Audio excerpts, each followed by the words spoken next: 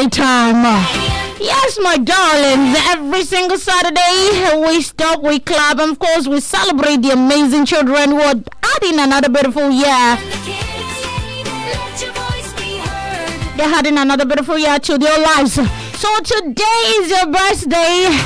Are you celebrating anything this month of July? This one is just for you. Happy birthday to every child that listening this morning. If it's your sister, your sibling, your cousin, your nephew, your niece, name it. We always have a special time where we celebrate, we put aside and sing for them. And happy birthday as well to all our July babies. You're strong, you're smart, you're loved, and Queen K is so proud of you. So everybody at this time, let's sing together. It's a birthday song right here on your Frontier 102.9 FM. To all the birthday kids celebrating out there, you know, I said it. How can I not do birthday for you? Why now? Why will I not do that? So stand up right now. It is time for birthday song. So dance, shake your body, be in the mood of birthday celebration. Go, giving yourself a big round of applause.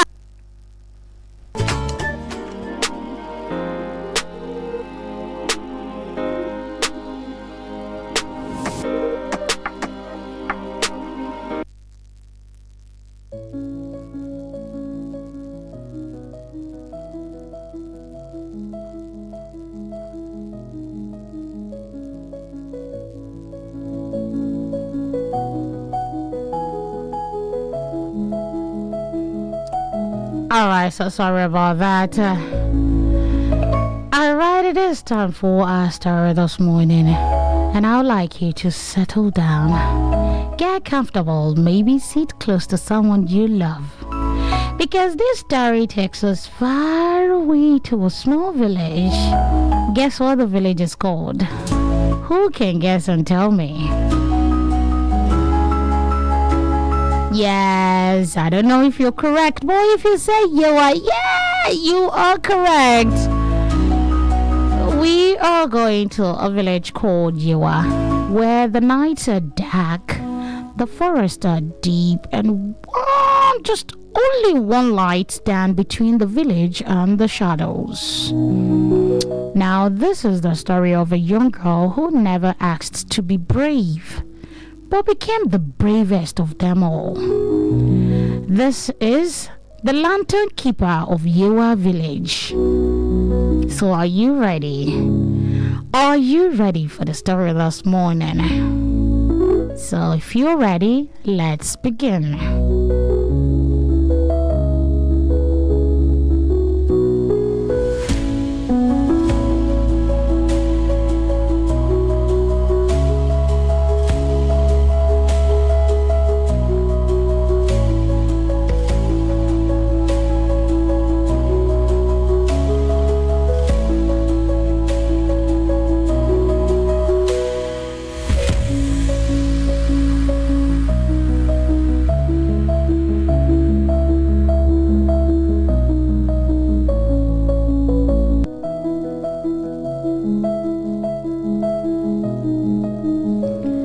Now, once upon a time, not so long that grandmothers don't remember it, but long enough that has become legend, there was a village called Yewa. It sat quietly between hills, surrounded by a thick, whispering forest. And in Yewa, there was one very important tradition. Every single night, when the sun went down and darkness covered the village like a blanket, everyone had to light the great lantern that stood at the entrance of the forest part. Now, this lantern was no ordinary lantern, my friends. It was tall tall, taller than 3 men standing on each other's shoulders. And its light was the only thing that kept the forest spirits calm, the wild animals away, and travelers safer on their way home.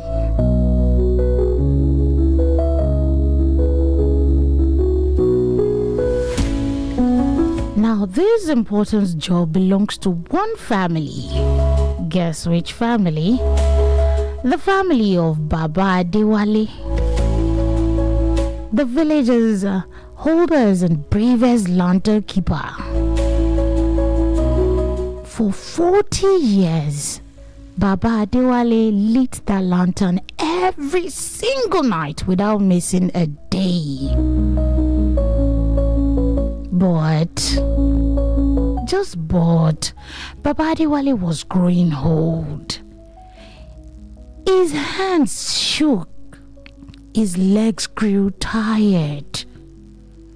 And one evening, he called his granddaughter, a 10-year-old girl named Aduke, to sit beside him. Baba Adewale said, "Aduke, my dear granddaughter, the time has come. I am no longer able to walk that long path into the forest every night. The lantern, it must be lit. And I believe it is time for you to carry that duty."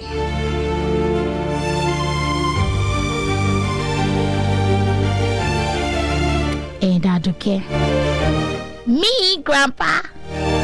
But I'm scared of the forest at night. What if the shadow?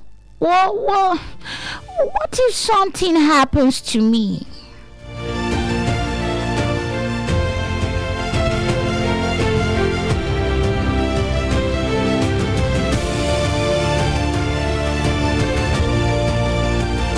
Baba Adewale said, "Fear is not a bad thing, my child. Even I was afraid 40 years ago. But do you know what I've learned? Courage is not the absence of fear. Courage is doing what is right even when you are afraid." Then, Aduke did not sleep that night. She tossed, she turned. She imagined every shadow in her room was a forest spirit waiting to grab her. But when morning came, she made a decision.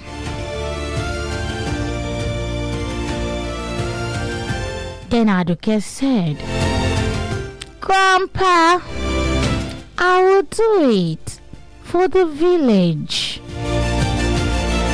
And that evening, as the orange sun began to sink behind the hills, Aduke walked to the edge of the forest path, carrying a small torch. Her heart was pounding like a drum. Boom! Boom! The great lantern stood tall before her, unlit, waiting. She reached up as high as her small hands could go, and with a trembling hand, she touched the torch to the lantern's wick.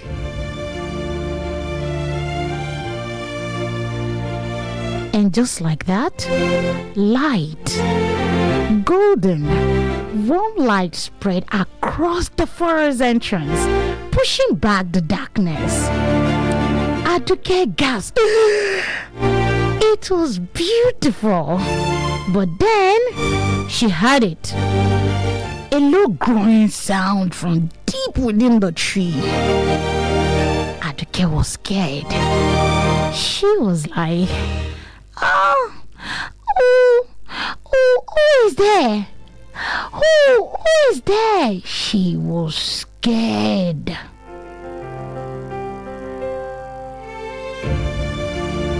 And out of the shadow stepped a tall, thin figure made almost entirely of tangled branches and moss.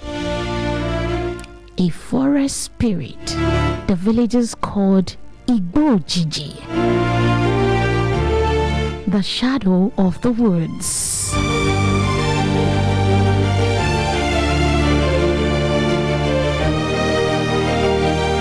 And now Igbo-jiji stood tall. Hey, small one, where's the old man? 40 years he lit the light. 40 years we have watched him. Who are you to stand where he stood? Then Aduke, I am Aduke. I am Baba Adewale's granddaughter.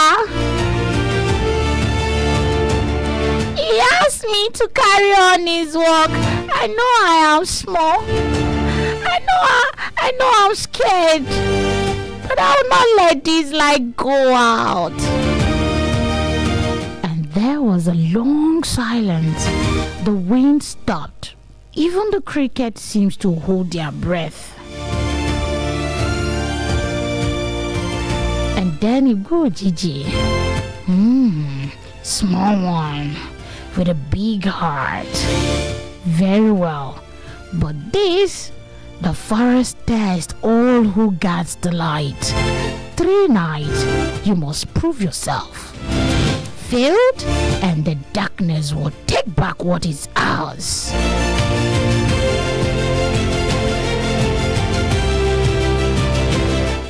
And with that, the shadow figure melted back into the tree, leaving Aduke alone with her lantern, her fear, and the promise she now had to keep. The first night, Aduke had to walk the entire forest path alone, all the way to the river and back, without letting a small torch go out. Even as the wind howled and tried, Aduke was still there, scared.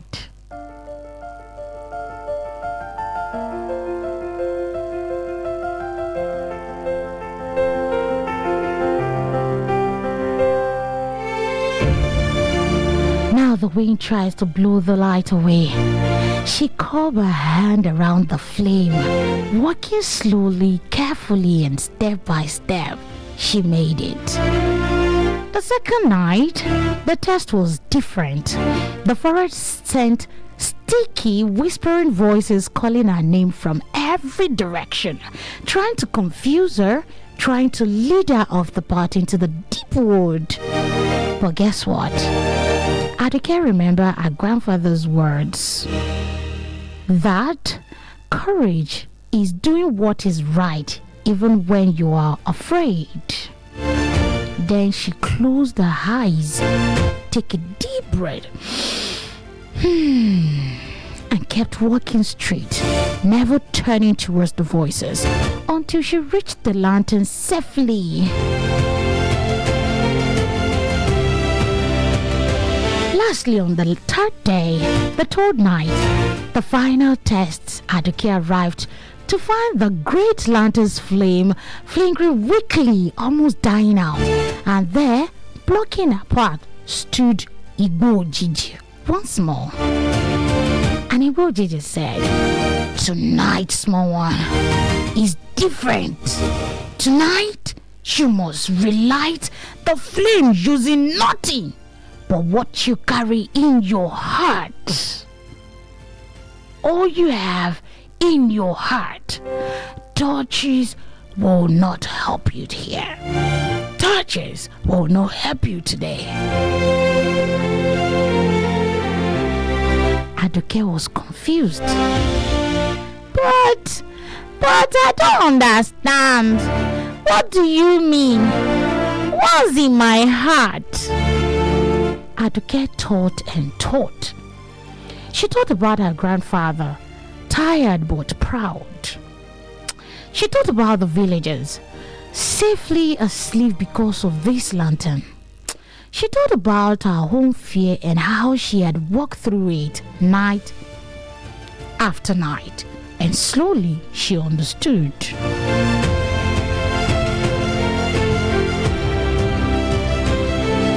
Aduke said, it's not about being fearless.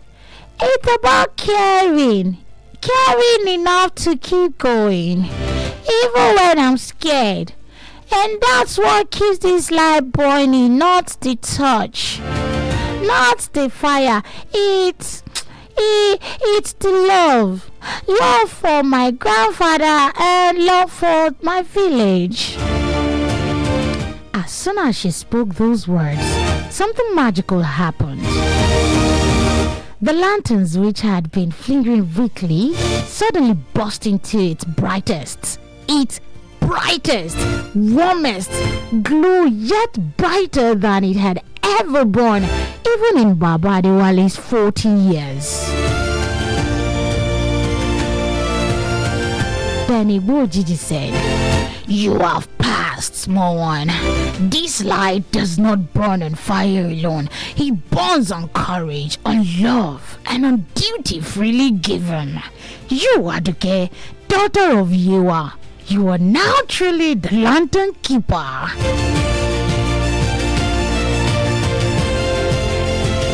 And from that night on, Aduke lit the great lantern every single evening without fear weighing her down, because now she understood something many grown-ups spent a whole lifetime trying to learn. That courage isn't the absence of fear, right? I told you earlier that the grandfather told her, so she learned that at a very early age, knowing that courage isn't the absence of fear. It is choosing to act with love, even when you are afraid. And the village of viewers slept peacefully every single night, safe under the golden light, kept burning by the bravest little girl in the land. And that, my friend, that's the end of our story this morning. That's the end of the story of the lantern keeper of your village. Now, boys and girls, before we run off to play other songs, let's take a moment to, like we always do, to pick out the beautiful lessons hidden inside today's story. Are you ready? Let's count them together. We have moral lessons here from the story that has been told. Our first moral lesson is that courage is not the absence of fear. I kept saying that. It's doing what's right even when you're scared, just like Aduke did. And number 2 is family duty and responsibilities matters. Family duty and responsibility matters. Aduke honored her grandfather by stepping up when she needed her. When he needed her, sorry. Number 3 moral lesson from the story that has been told is that small people can do big things. Did you hear that clearly? Don't be like, oh, Cricket, but your mom just 7 years old. Of course you can't do that, because small people can do big things. You don't have to be big or old to make a huge difference. Now, number 4 moral lesson from the story that has been told this morning is that love gives us strength. Love gives us strength. It was Aduke's love for her family and village that truly lit the lantern.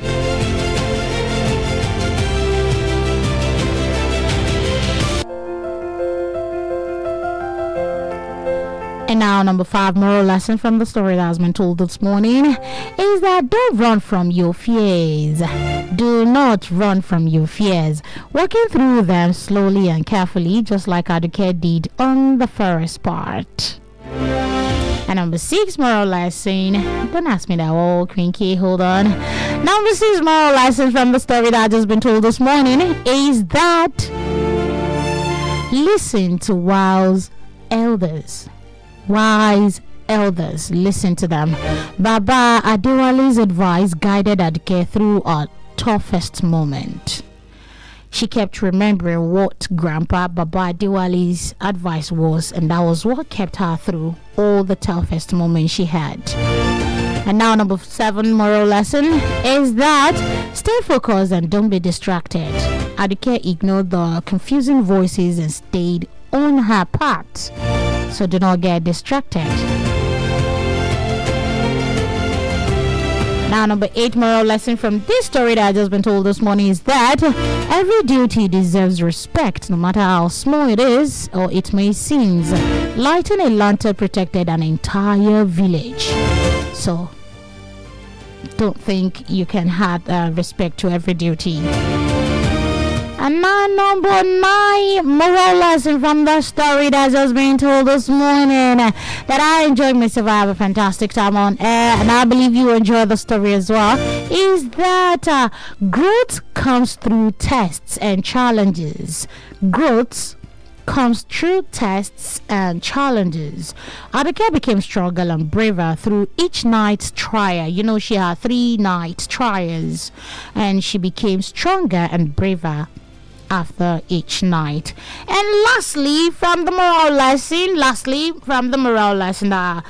true strength comes from the heart, not from tools or touches. True strength comes from the heart, not from tools or touches. It's our characters that light the way. Wonderful, right? Now, my clever friends, my clever boys and girls, let's see how much you remember the story that had just been told this morning. Let's see how well you paid attention to it. So we have quiz all lined up just for you. Call up the studio lines and let's hear you answer questions from the story that has just been told this morning. So the lines remain the same for those of you trying to call in. 091 100 00130 or 091 100 00140. These are the studio lines where you can call in and be part of the show. Let's hear you. Let's know if you've been paying attention. We have questions all lined up, and not just that, let me bust your bubble. We have amazing career to talk about today. The one that's gonna blow your mind, like, wow, for real, you mean Queen Carrier, something like this? And I'm gonna tell you that yes, we do. Some others don't even know that all of this career actually exists. You can believe that. They don't know that it actually exists. So we'll be talking about such career, which I'm sure some others will probably learn 1 or 2 things from this. And you know, oh my God, they'll be so excited, just as I am excited. When I got to know about it too, I was like, wow, really? Something like this does exist? But you know what? Let's just do just one music, just one. We're not gonna stay long, and then we come back to talk about the career segment, and we'll still pick calls if any of you still feel like calling. I'll be part of the show. Do not change the dial. Do not touch your radio. Do not touch the frequency, because you're having fun with Queen K and the Kid Show right here on your Frontier 102.9 FM. We'll quickly be going on the short music break, and when we come back, definitely we will be going into the second segment. And I'll touch the dial. Enjoy the song. We're coming back.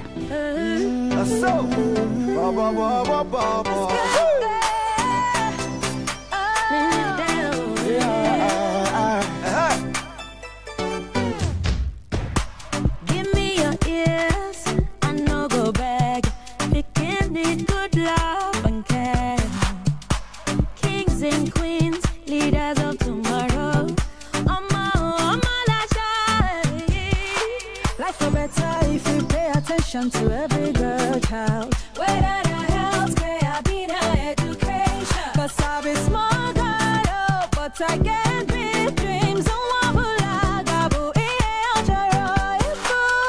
am a child, the light, the dream, and the hope for tomorrow. Hope for tomorrow.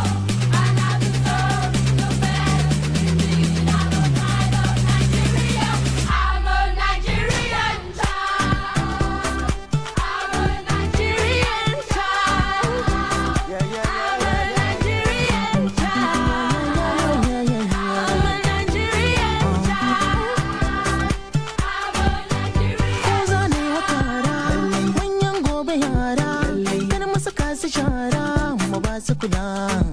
Makaranta ilimi, tarbiyya malami, yara in sun yi kyawu, ƙasa ta kyawu bai ɗaya.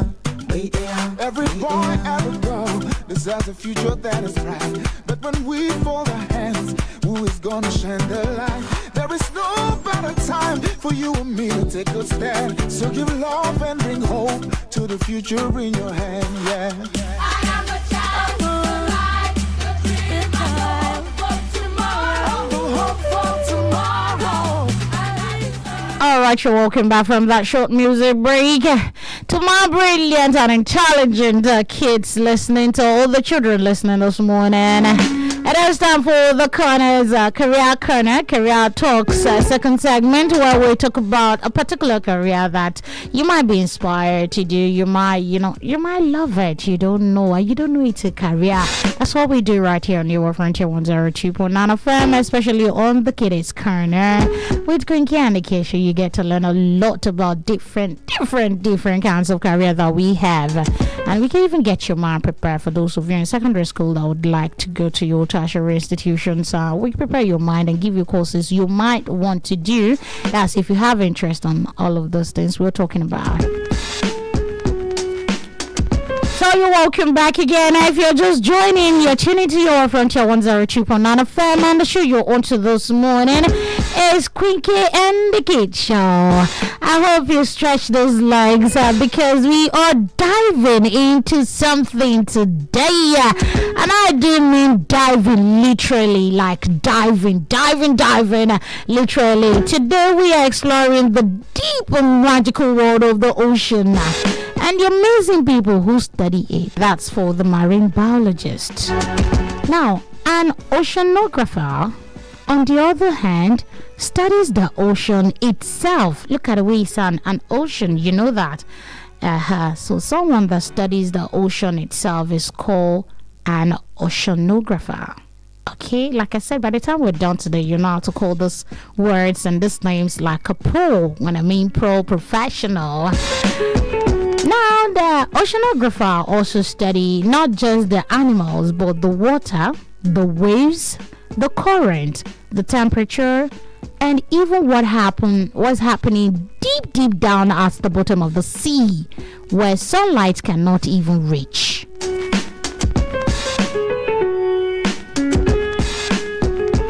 So think of it this way. If the ocean was a big house, the marine biologists study everyone living inside the house. And the oceanographer studies the house itself, how it is built. Together, these two careers helps us understand over 70% of our planet. Because did you know, my friends, that water covers most of the earth? Oh yes, more than land. More than land. Now you've learned something. Now you've wondered, Quinky, is a lie? No, it's true. You mean the water covers most of the... Yes, you can ask your teacher when you get to school, but you know that Quinky is not going to lie to you, okay? Now, let's take a look at what they do. What does a marine biologist and oceanographer actually do? Now, let me be, maybe wondering what exactly does a person in this field do every day now. Quinky, does that mean that I will be inside water every day? Is that what you're telling me? Well, boys and girls, some of their jobs includes... I said earlier that studying fish and sea animals to understand their behavior. Another one is researching how pollution affects sea creatures and finding ways to protect them. Number 3 is diving on the water. When I mean we're diving into something, that's what I mean. So they diving on the water. Yes, actual scuba diving, okay? To observe coral reefs and marine life up close. Okay, another job they do is, oh my god, you've been watching that in your cartoons, checking out the mermaid and what's it called? I've forgotten it. You can remind me. But you know what I'm talking about. All those sea creatures in the water. Barbie and the Mermaid. Yes, I wanted to remember that for the girls who loves Barbie. And for the boys, you know those swimming cartoons you watch and then you see them that scuba diving into the water, carrying an oxygen in their mouth and then walking to observe coral reefs and marine lives up close. Another thing they do is working on big ships or research boats out at sea. Sometimes for weeks they are there. Another thing they do is using special equipment to measure ocean temperature, currents, and even underwater earthquakes. You wonder that, Quinky, are you serious? Is there earthquake in underwater? How now? Yes, there is. That's their work. Amazing job, right? I know. These people use special equipment just to go and measure it. They measure temperature, they measure the current, and they check out for earthquakes underwater. Another thing they do, can't you see this job is just amazing? Oh! God, I'm loving the job already. Now, checking another thing they do is helping governments and organizations create laws that protect our oceans and the animals living there. Yeah, so definitely they work for the government and all the private organizations. They also work in universities, teaching students, or in places like aquarium, teaching visitors like you and me about the lives of the ocean. So this is a career for everyone who loves adventure, loves science, and truly loves protecting our planet. It's a beautiful career for you. Let's look at what to focus on in secondary school now. Oh, Quinky, now I think I love what you're talking about. I'd like to be an oceanographer or a marine biologist. So what do you think I can do? I'm just in SSO. Oh, I'm just in GSS3. I'm just calm down. I got you covered. Now, to all of my smart boys and girls, if this career sounds exciting to you, let's talk about what subject you should pay very close attention to in your secondary school.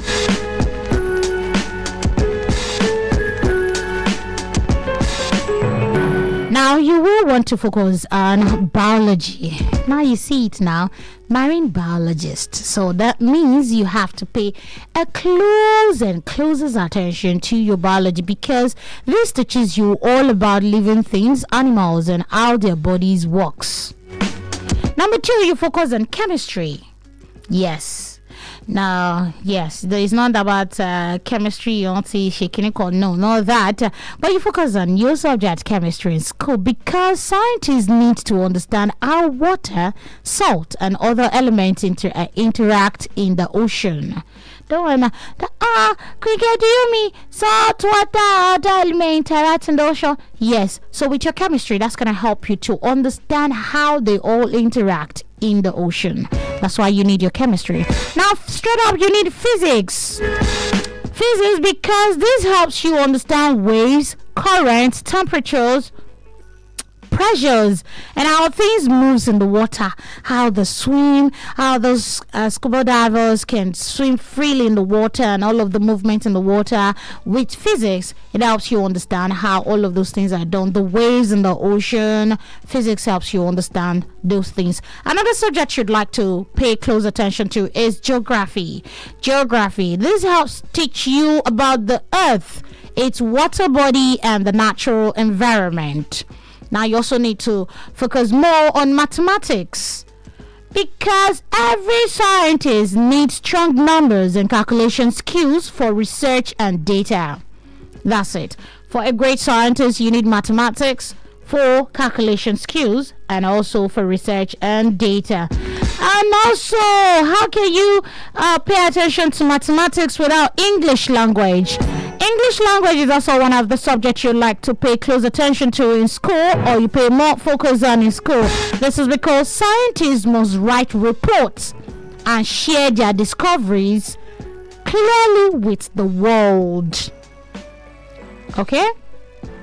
Not just to the government, not just to the private organizations they work with, they would like to, share their discovery to the entire world. So that is why you need English language. So if you love animal, you love water, and you enjoy asking why and how about nature, this subject will be your best friends all through secondary school.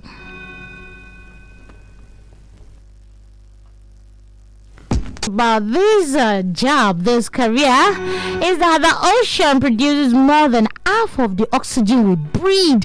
You can imagine the ocean produces more than half of the oxygens we breathe, even more than all the trees and forests on lands combined.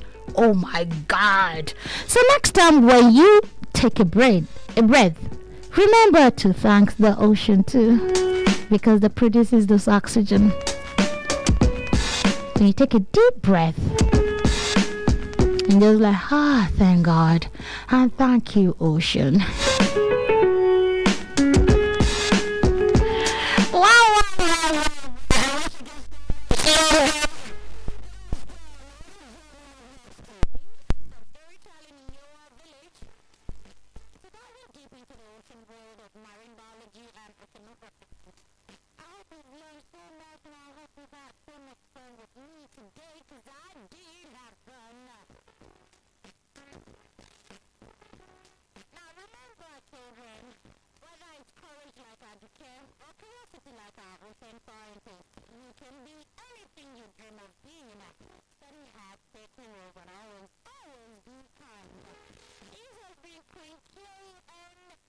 Thank you, and the kids show right here on your phone 702 9